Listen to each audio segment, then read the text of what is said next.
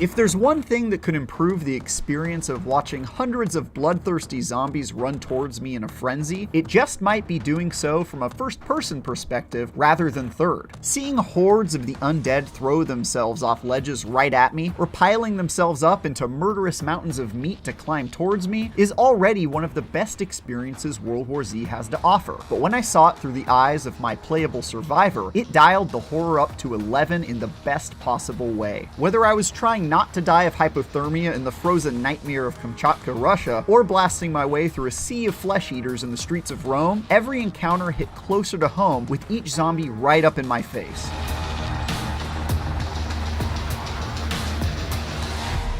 It certainly helps that World War Z significantly overhauls its melee sandbox in Aftermath, which afforded me lots of new opportunities to get up close and personal with the undead. Each of the melee options added, including two-handed weapons and single-handed weapons that can be dual-wielded, has their own advantages, disadvantages, and unique animations that made each of my first-person skirmishes all the more satisfying. There's also a new class ability that's awesome but difficult to master, which gave me a shield to block zombies from getting through entryways, stop rampaging bulls in their tracks, and let me charge my way through a sea of enemies like good old Frank West. The new areas pair perfectly with the fresh perspective, as I absorbed the iconic ruined locales of Rome and thanked my lucky stars I've never experienced a Russian winter, especially during the zombie apocalypse. Excellent, diverse locations have always been a highlight in World War Z, but experiencing them through the eyes of my character brought it to a whole new level, especially Kamchatka, which made me take damage just from being outside.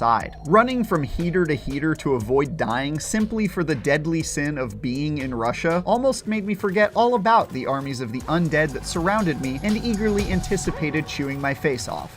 Almost. You don't often see a first-person mode added to a game that came out over 2 years ago, but in World War Z's case, it really does breathe new life into a shooter that's quite literally drowning in the dead. Not only am I excited about the 2 new campaigns that will ship with Aftermath, but I'm also curious to see how World War Z's existing campaigns will feel through this new perspective. The fact that a 4K 60 FPS upgrade will be deployed around the same time is all the more reason for me to revisit those stories. For more on World War Z, check out our review of the base game and the Aftermath announcement from the IGN Expo last summer. And for everything else, keep charging hungrily toward IGN. I owe you my life.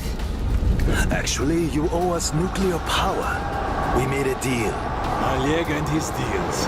Looks like we are working together now. Gold like this cuts through all the bullshit.